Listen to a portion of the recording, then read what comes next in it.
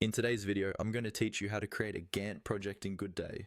We'll walk through the process from the moment you're on your Goodday workspace, so you can quickly set up a project that's ready for timeline and dependency tracking. First, make sure you're logged into your Goodday account and you're on the main My Tasks or Workspace view. On the left-hand side of the screen, you'll see a panel with different sections and icons. Look for the small plus sign on the left. This plus sign is used to create new items. Go ahead and click on that plus sign.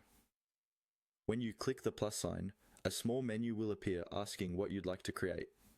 From this list, choose Project.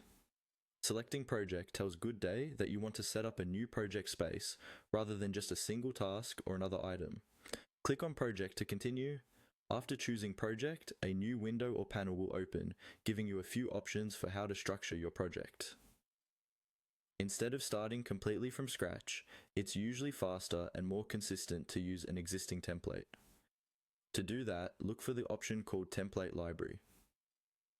This is where Goodday stores predefined project structures you can reuse. Click on Template Library.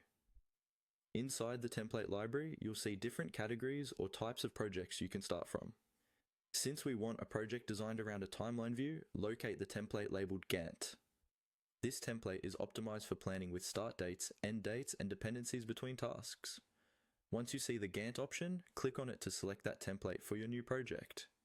Next, Goodday will prompt you to configure some basic details for the project. The most important field here is the project name. Click into the name field and type in a clear, descriptive title for your Gantt project. For example, you might use something like Website Launch Timeline or Q3 Marketing Plan. Choose a name that makes it instantly obvious to your team what this project is about, and if helpful, include a date or version so it's easy to recognize later. Once you're happy with the project name and any other required fields, you're ready to create it. Look for the Submit button at the bottom of the window. Clicking Submit will finalize the setup and create your new Gantt project using the